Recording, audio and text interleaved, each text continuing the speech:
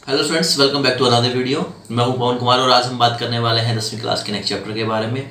देखिए, इससे पहले हम पढ़ चुके हैं कूलिंग सिस्टम और उसकी वर्किंग, उसके कंपोनेंट्स के बारे में। आज हम बात करेंगे फ्यूल सप्लाई सिस्टम। देखिए, हमारे पास अलग अलग गाड़ियाँ हैं, पेट्रोल की हैं, डीजल्स हैं। तो हमें क्या करना है कि फ्यूल सप्लाई सिस्टम ज़रूरत क्यों पड़ी और ये क्या चीज़ है, आज हम इसके बारे में डिस्कस करने वाले हैं। फ्यूल सप्लाई सिस्टम यानी कि फ्यूल का मतलब हमारा ईंधन। ये जो हमारा ईंधन टैंक के अंदर है, फ्यूल टैंक में है, उसको इंजन के कम्बशन चैम्बर तक कैसे लाएंगे, ठीक है, इस बारे में हम बात करेंगे और ये ज़रूरी क्यों है। देखिए, सबसे पहले तो फ्यूल सप्लाई सिस्टम होता क्या है। ये ईंधन आपूर्ति का एक भाग है। हमारा व्हीकल कब चलेगा, जब वो फ्यूल को बर्न करेगा। तो हमारा जो फ्यूल है वो स्टोर कहाँ करते हैं हम गाड़ी में।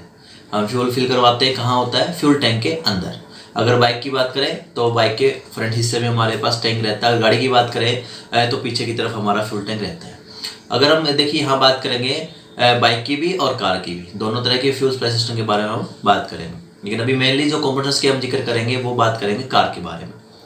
तो कार के अंदर अगर फ्यूल सप्लाई सिस्टम हमें करवाना हो तो क्या रहेगा। देखिए, सबसे पहले हमारा रहेगा फ्यूल टैंक, जिसके अंदर फ्यूल डला होता है। उसके बाद वहाँ से आने वाली पाइपलाइन जो कि कार्बोरेटर तक हमारी आती है। अब कार्बोरेटर तक जो पाइपलाइंस आ रही है वो फ्लेक्सिबल होती है। साथ में इसके बीच में क्या लगा होता है, फ्यूल फिल्टर। जैसे देखिए, मैंने पहले ही बताया था कि फिल्टर कोई भी हो तो उसके आगे अगर फ्यूल लगा दिया तो ईंधन का हो गया, अगर एयर लगा दिया तो वो हवा का फिल्टर हो गया। तो इसके आगे लगा फ्यूल फिल्टर। तो ये फ्यूल जो हमारा ईंधन है उसको साफ करता है, जो उसमें कचरा उसको साफ करेगा। उसके आगे हम बढ़ेंगे तो लगा मिलेगा पंप, फ्यूल पंप। पंप का क्या काम है, मैं आपको जैसे कि पहले वीडियोस में बता चुका हूँ कि किसी भी लिक्विड को एक जगह से दूसरी जगह पर पहुँचाने के लिए पंप का काम हम करते हैं। फ्यूल पंप के बाद हमारा जो ईंधन है वो आता है कार्बोरेटर में और कार्बोरेटर से जाता है हमारे कम्बशन चैम्बर के अंदर। तो ये तो हमारी थोड़ी सी इसकी प्रोसेस और कंपोनेंट्स के बारे में। अब हम बात करेंगे इसकी वर्किंग प्रोसीजर की। तो वर्किंग प्रोसीजर की बात देखिए, जब भी आप कोई भी व्हीकल है, गाड़ी स्टार्ट करते हैं तो उसकी इग्निशन स्विच जैसे आप ऑन करते हैं तो एक आवाज़ आती है घूं से। इसका मतलब क्या है, जो हमारा फ्यूल सप्लाई सिस्टम है उसका जो फ्यूल पंप है उसने अपनी वर्किंग स्टार्ट कर दी। अगर हम गाड़ी स्टार्ट करेंगे तो जलाएगा क्या, सिंपल सी बात है। अगर हम गाड़ी स्टार्ट कर देंगे तो जलाएंगे क्या, फ्यूल। लेकिन अगर हमारा फ्यूल टैंक से अगर इंजन में आया नहीं है तो हम जला क्या पाएंगे, कुछ भी नहीं। तो हमारा क्या है, जो इग्निशन है वो जीरो हो जाएगा। इसलिए क्या है कि फ्यूल पंप जैसे आप इग्निशन ऑन करते हैं तो उसी के साथ जो गाड़ियों में एक पंप की आवाज़ आती है घूं से।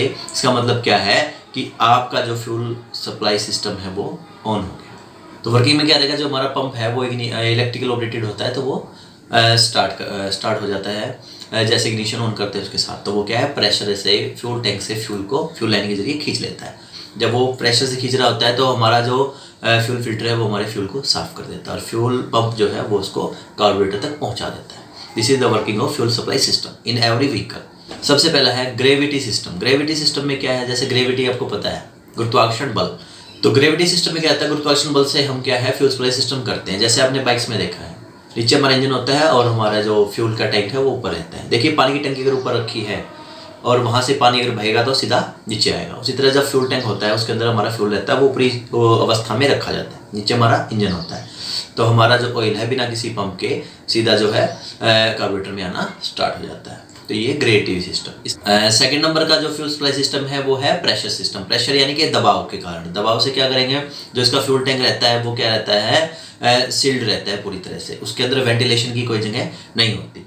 तो क्या करेंगे, जो हमारी पाइपलाइंस होती है उसके साथ एक अलग से हवा का पंप लगा दिया जाता है, हवा का पंप दाब बढ़ाने के लिए। तो वो हमारा फ्यूल सप्लाई सिस्टम को करता है। देखिए, फ्यूल पंप एक अलग चीज़ है और ये हवा का एक पंप लगा देना ये एक अलग चीज़ है। वो लाइन के साथ में अटैच करके हवा का एक तरह से हम कह सकते हैं कि पंखा लगा दिया जाता है, जिससे कि उसकी जो लिक्विड है उसकी स्पीड को बढ़ा दिया जाता है। ठीक है जी। इसके बाद हम बात करेंगे number 3, vacuum system. Vacuum system के अंदर क्या रहता है कि जैसे कि इंजन का जो पिस्टन है वो जब डाउनवर्ड जाएगा, नीचे की तरफ जाएगा तो क्या करेगा, वैक्यूम बनाएगा।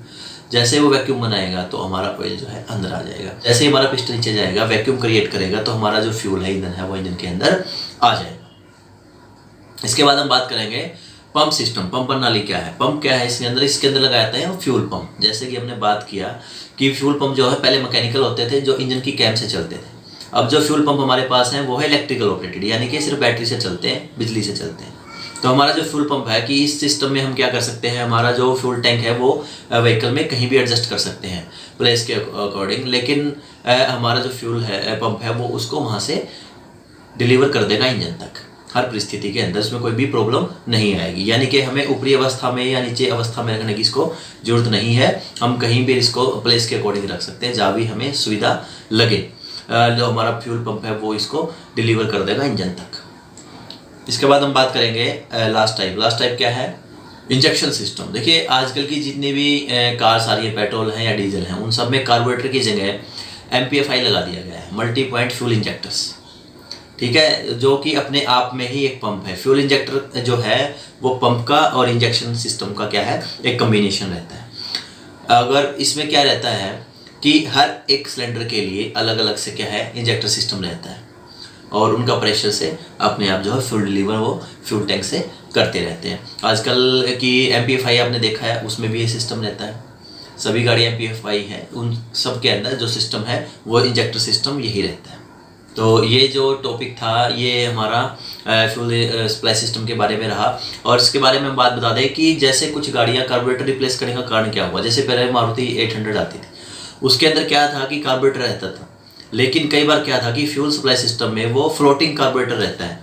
तो फ्लोटिंग में क्या है कि जैसे फ्लोट ऊपर आएगा तो वो जो है फ्यूल को कट कर देता है। बट कई बार क्या है कि फ्यूल ज़्यादा होने की वजह से और तो हमारी जो गाड़ी थी वो ओवर हो जाती थी। ओवर का मतलब फ्यूल ज़्यादा वहाँ पर भर जाता था, तो हमारी गाड़ी में स्टार्टिंग की दिक्कत आती थी या मिसिंग की दिक्कत आती थी। तो इस प्रॉब्लम को दूर करने के लिए MPFI जो सिस्टम है वो लाया गया।